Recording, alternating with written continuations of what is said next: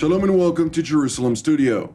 Jerusalem's holiest site, the Temple Mount, known to Muslims as Haram el-Sharif, has been a point of sensitivity for many centuries due to its historic importance to monotheistic religions, primarily Judaism and Islam. The holy compound, which according to religion outlines man's connection to God, has turned into a flashpoint of violence and division that obstructs the basic international law, freedom of worship. To discuss the recent escalation, defined by many as sparks of an ensuing religious war, are Professor Ofer Kassif from the Hebrew University in Jerusalem and a member of the Israeli Communist Party, Hadash. Welcome. Thank you. I'd like also to welcome Dr. Mordechai Kidal from the Bar-Ilan University and a Middle East expert. Welcome. Nice to see I'd you. like also to welcome our TV7 analyst, Mr. Amir Oren. Thank you. Amir, the situation is complicated. It has been complicated for years and probably is going to stay complicated for years to come. Make some sense of the current situation, if you please. Well, as you say, there are many complexities involved. It's not only Palestinian versus Israeli, but also Muslim against Jew.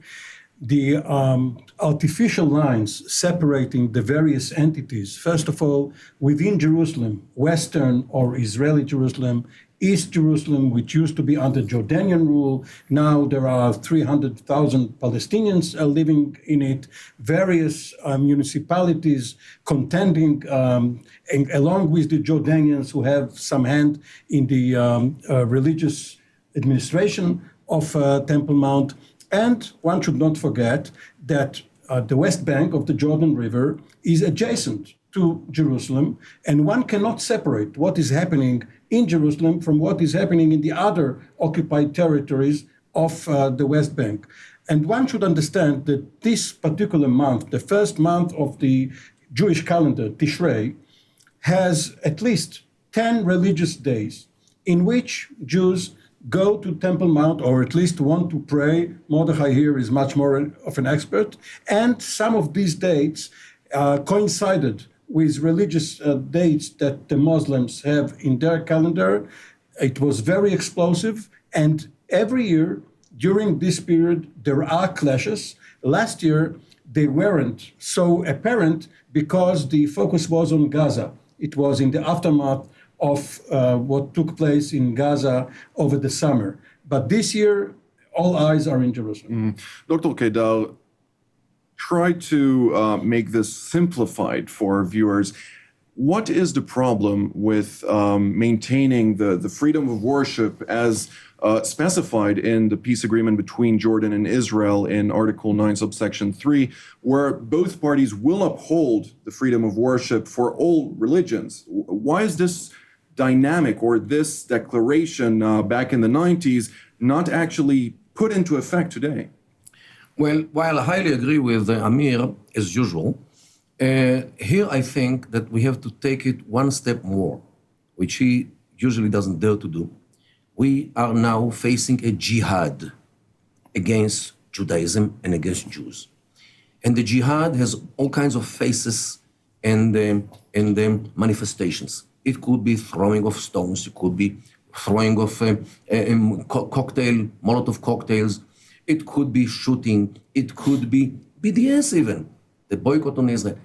Everything today is a manifestation of the main idea of the jihad against the Jewish state, against the Jewish nation, and against the Jewish holding of Jerusalem, of course, because according to Islam, Jews should live as dhimmis, as under the auspice of Islam, as people without rights.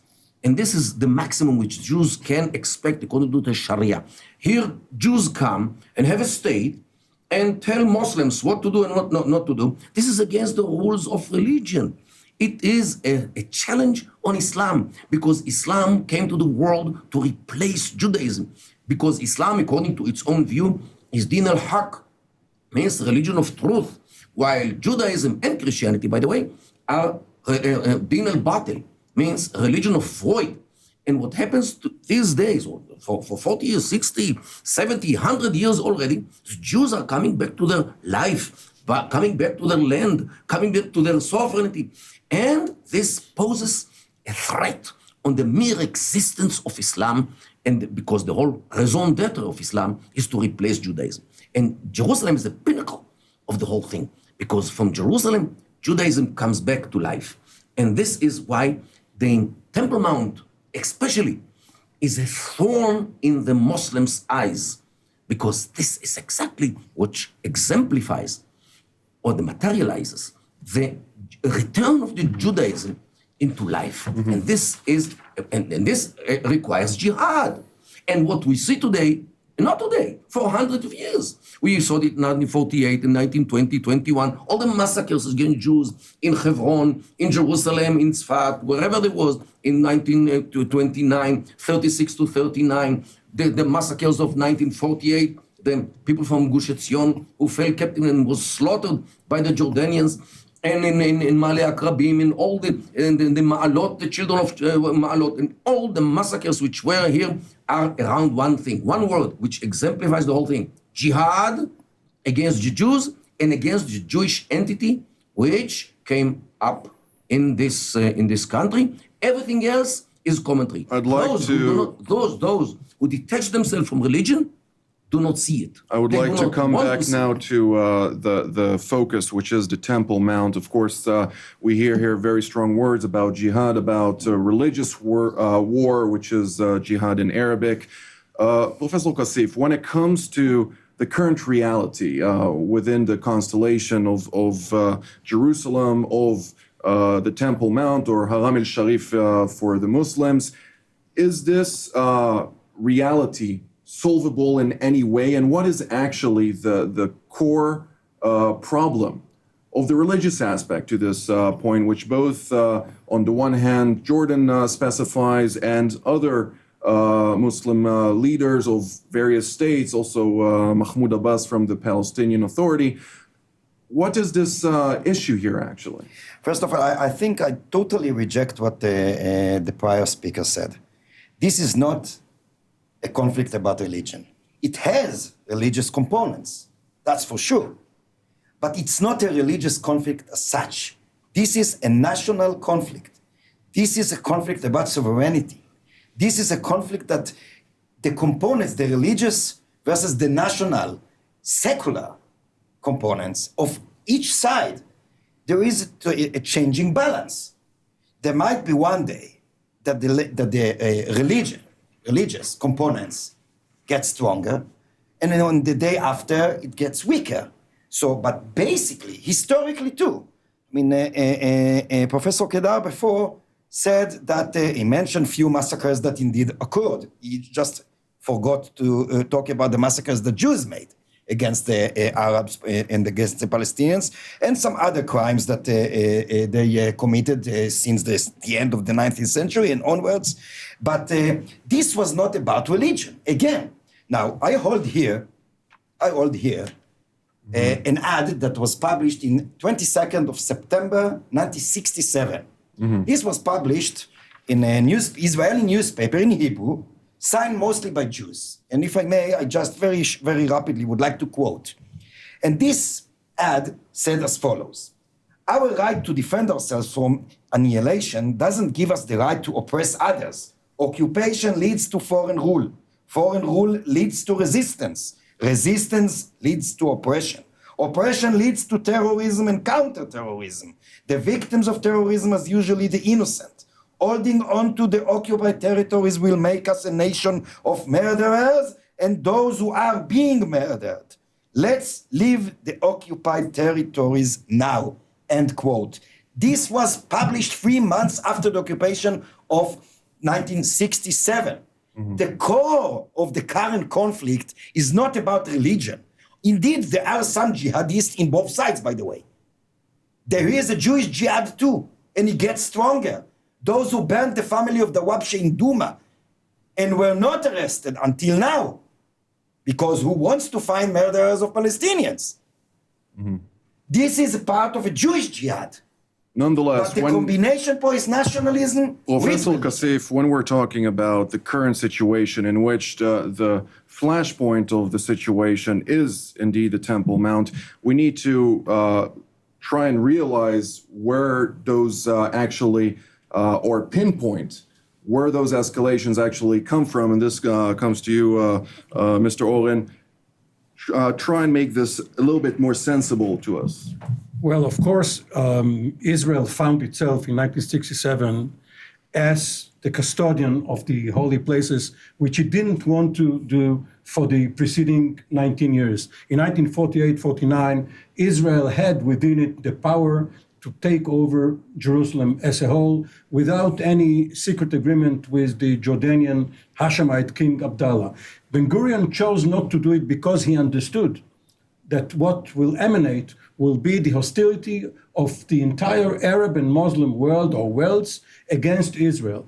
And Israel was content to stand aside and see its own holy places, or Judaism, all the holy places, including the Wailing Wall, under Jordanian rule. It so happened that during the war of 1967, Jerusalem was taken over, liberated, occupied. We can each choose our word. Now, there are Muslim monarchs, the Saudi king, the Jordanian king, the Moroccan king, who are interested in taking part in the administration of the Muslim holy sites in Jerusalem. Israel would rather give them a hand in it.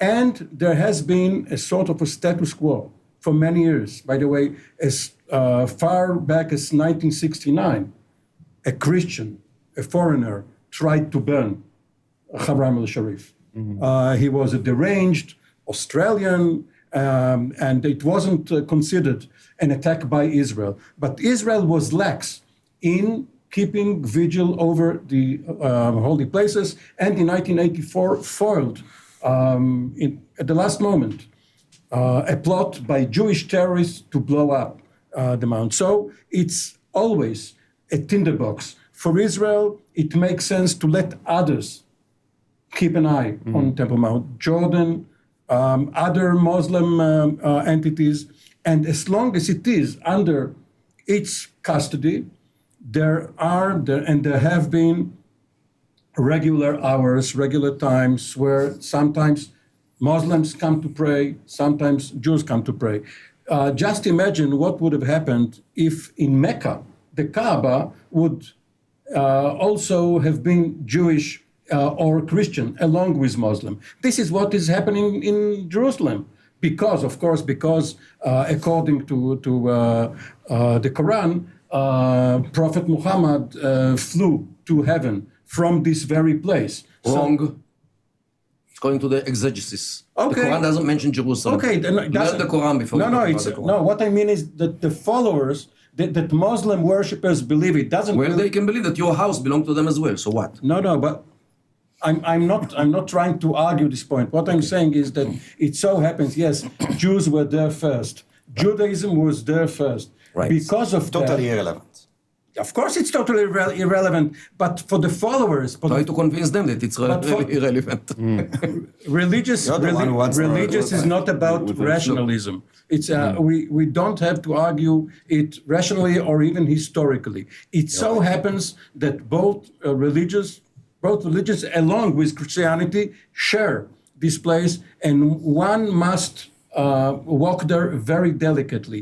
And when there are extremists, some Israeli politicians who come over to Temple Mount for their own petty political reasons, and at least give the appearance of changing the status quo, even if this is not the reality. We'll actually come back to that. Dr. Kedar, I'd like to hear your position on the matter. Let me tell you something. It's very saddening that professors like Professor Kassif, who know much but understand nothing. Because according to the Islamists, occupation of Jerusalem or Ariel is no less or no more occupation than Tel Aviv, Yafo, Haifa, the 1948 occupation. Jews have no right to a state even on one This is a square total millimeter. sham. This is a total sham. Please, You are just speaking Professor political Kassif. views and nothing. First, you didn't learn Professor about Kassif. Islam. Nothing to do. Apparently, you know nothing about Islam. Professor Kassif. You know One moment, nothing please. about Islam. You'll get your You chance didn't to learn talk. about Islam. I don't know how good is your Arabic, but definitely you are speaking from ignorance. Because what they tell today, there's the slogans which they write on the houses. Khaybar, Khaybar, Ya Yahud, Jaish Muhammad Sayaud. They commemorate the Khaybar, the massacre of Khaybar of the 7th century, because this is what they mean in Tel Aviv, in Jerusalem, in wherever Jews are. And you know what? In England and in America as well, because Jews should be subjugated to Islam, never mind to Arabs. It's not a national issue. It was before there was even a Palestinian nation, before it was invented by some Israeli invertebrates who could not say the truth until this very day. Those who detach themselves from religion do not take religious issues as something important. And this is your problem, because you don't understand. My problem is the Middle East is driven by in the name of religion. academics. The Middle East is driven by driven by religion, way much more than communism, which went bankrupt all over the world in the Middle East. All right, Dr. Kedar, thank you. Professor Kassif, you respond to the matter. Let's pinpoint, though, the core question here. Yeah. Is this indeed a religious war, as Dr. Kedar has set It starts down? from religion. It has And if indeed it has a religious ground or basis to this issue right now, when we're talking about the different clashes between the Palestinians and Israelis on various fronts, where are we standing on this matter? Okay, so first of all, in reaction to what said before Professor Kedar, Professor Kedar speaks not as an academic, not as an historian. Talk about what I say, not about myself. He talks just about his political views. So because of that, and I'm talking about the things he said, not What do you know about my political views? I know perfectly, because you served as the chairman of the Israel Academia Monitor organization. Years ago. It doesn't matter. You still support this fascist organization. This is a fascist organization that is Professor all. Kassif, Just a second, one please. moment, one moment. Because I would like he to speaks set down politics. He one doesn't moment. speak academics. Professor he doesn't speak Kassif, history. Professor the history Kassif. of the conflict. Can you prove that I'm One wrong? moment. History. One Can you moment. prove that I'm wrong? I'm One word. asking Yes. one moment to set ground rules. We're going to keep this discussion as civilized as possible, sure it's civilized. and we'll keep it academic as possible. So, if you would like That's to what I would like. respond to his comments on the matter, please. My comments, first of all, as I said before, are in regard to the motivations of what he said. I go back to the beginning of the conflict. The conflict did not begin because of any religion issue. This is historically an historically lie. An historically lie. The conflict began with the incursion of the Zionist movement into Palestine in the end of the 19th century, the beginning of the 20th century. Why did Muhammad slaughter Jews? Because I wouldn't like to talk about my political views, etc. I'm just talking now about where the conflict actually began. To say that it began because of some religious clashes, this is a totally nonsense. Let me ask you this The beginning, Professor and there are so many Kassif, historians. one moment, about please. I'd like to have a question here, and I would like to receive a response to my question. When we're talking about the Temple Mount, about Jerusalem, the significance of the conquest of Jerusalem for various centuries, and the last one, the part in 1967, when the state of Israel conquered Jerusalem, this was based on a significance of religion. Why is this right now, in your opinion, subdued from the current situation in which you say that the conflict is purely political and it has nothing to do with religion? No, I didn't say it has nothing to do with religion. I said in the beginning, there are some religious components. Now, in the history of the Arab world in general, not necessarily the Palestinian. What are those components? For the sake of our viewers. There was always an internal conflict within the Arab world between the national stream and the religious stream. And as I said before, sometimes the religious stream was more powerful, sometimes the national one was more powerful, as for example, during the regime of Nasser in Egypt, who was totally secular. Hafez al-Assad in Syria, totally secular. He's not a Muslim. Now it doesn't matter because we're not talking about, Nothing matters. we're talking about the political leaders. Now, the issue here is not religious. It may become religious because some fanatics on both sides want it to be a religious conflict. Okay, But it is one not sentence on the matter? basically- One it is not- sentence? basically, it's not. It's about sovereignty. Jerusalem, Haram al-Sharif, or Temple Mount, whatever you like to call it, for both peoples or nations, if you like, as well as for others, have significant both religiously and nationally. The question is, what is the core of the conflict? The core of the conflict is about sovereignty. Ayman Odeh, that went to Haram al-Sharif 2 weeks ago, if I'm not wrong, more or less, is not a Muslim. He didn't go there in order to express, he's a totally secular, of course. He went there as a leader of the joint list with some other members of the list, not in order to express a religious affinity with a place, but in order to express his objective to the occupation I'll hold and you to there. support the national sovereignty of the Palestinian people. And just it has nothing to do with religion. for the sake of our viewers, the joint list is the Arab list within Israel's political platform. Please, Mr. Oren. Some of our viewers might be a bit bewildered because they may have grown used to Sunni versus Shia among Muslims, but now they see Jew against Jew with such a passion that one should go back to the United Nations Resolution 181, the so-called partition resolution, which recognized that in addition to a Jewish state and an Arab state, now we would call them Israel and Palestine, there must be a third entity administered by others. This is Jerusalem, and Jerusalem must be shared. It cannot be divided, and it cannot be under one rule, because we are going to have everlasting war. And this war would be not only between national entities, but also become a religious war, which would go on either forever or until Armageddon, which there are some evangelical, messianic streams in interesting. various religions which would like it to become. So one should step back, one should let the national authorities of both peoples, the Israeli community, Israel, and the Palestinian community under the Palestinian Authority, even though Gaza is not now ruled by Mahmoud Abbas, and let them try to solve the conflict, because otherwise we can be here in this studio 40 years from now, 400 years from now, debating the same issues. Dr. Kedar, one of the main issues right now that have been on the news for the past few weeks is the issue of non-Muslims praying at the Temple Mount or the Haram al-Sharif for Muslims. What is the issue there?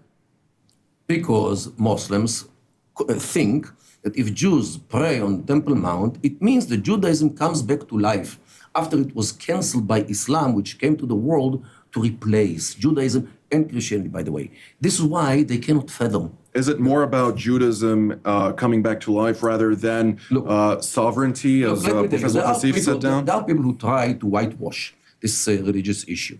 In 1948, the world independence, our warriors, our combatants, heard Idbah al-Yahud, means slaughter the Jews, not slaughter the Israelis or the Zionists, slaughter the Jews. Because Judaism is the problem here.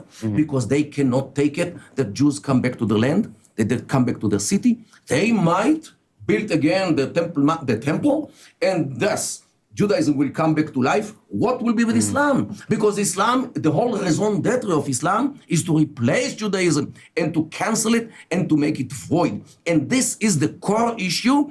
On this, you can add all kinds of judicial issues and territorial issues and national issues which came later. Right. But the core issue, look, why did they slaughter Jews in the 7th century? Because of Israel.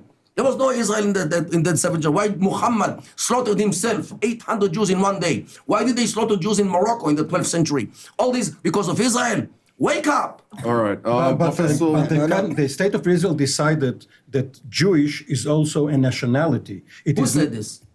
in your identity card, in your passport. They couldn't care less about my identity card. They take everything from their own mindset. The Muslims' moment. mindset. Let's hear the point here. Cannot look. Why didn't even Egypt, which made peace with us, why didn't they recognize Israel as a Jewish state? And Mubarak said it in 1,000 years it will not happen. And this is the problem. They recognize Israel as it is without any mention of Judaism, because Judaism is their problem. Because in their view, Judaism is void. This is why Jews have no right even for one Okay, Dr. square Kedar, millimeter in Tel Aviv. We don't have very much time. Professor Kassif, I'd like to get your response to my question when it comes to the issue of prayer of non-Muslims at the Temple Mount or Haram al-Sharif. What is the issue there? Because this has also come up also within meetings between the Jordanian king to U.S. Secretary of State John Kerry and so on and so forth. And Jordan has even warned about ending the peace agreement or ties with Israel if the conflict continues on the Temple Mount. What is this dynamic there? Why is the problem of prayer for non-Muslims on the Temple Mount such a big issue? I think that question, and I will answer it, but I truly believe, as I said before, that this question ignores the core issue. Because everything that Professor Kedar said before, You have said that, and you have made your point on the because matter. The Please. point, again, the conflict is about sovereignty, is about a Palestinian state, is about ending the occupation. Right, now with regard- Now, the Of Tel Aviv. Temple Mount, as or Haram al-Sharif, whatever you like to call it, is a symbol. It became a national symbol, not a religious one, or at least not only a religious now, and I would say, as I said before, not even primarily a religious one. It may become a religious symbol more than a national one, had the fanatics of both sides, one of them sits here, would win. But still, if there is an objection now, the objection is not to Jewish religious individuals to pray there. The conflict and the objection to the very entrance of Jews there, it's because it's a symbol of the occupation. And what Professor Kedar said before about the 7th century, All the right, 12th century we is actually irrelevant. don't have time for too much more. Many Mr. Oren, please. Israelis, perhaps not most, it depends on how you count them, but many Israelis are totally secular and could not care less about what happens on Temple Mount. Of course, we should all respect the praying rights of all religions, and practical means must be found in order to share these holy sites between two competing religions. But they refuse. Dr. Kedar, last sentence, you have 10 seconds. There are people, also in Israel, who do not let facts disrupt their theories. One of them is Professor Kassif. Professor Kassif, your last sentence, you have 5 seconds. I actually have nothing to add. If there's no Palestinian state, an independent Palestinian state, a total elimination of the Which will turn into a occupation jihad state. of the West Bank, All right. including East Jerusalem, the conflict We're is going out to get of from time. back to us. We're out of time. Thank you very much, Mr. Oren, for coming here. Dr. Kedar, it's been a pleasure. Professor Kassif, thank you so very much. And of course, this topic will not go anywhere because it doesn't seem very solvable in the near future. I'd like to thank our viewers, and we'll see you next week. You just watched Jerusalem Studio. If you were enriched by the program, please consider supporting Heaven TV7 Jerusalem. Call us at 0600 100 77 or send your donation using the bank account reference number on the screen. You can also donate via PayPal. Jerusalem Studio is made possible by your donation.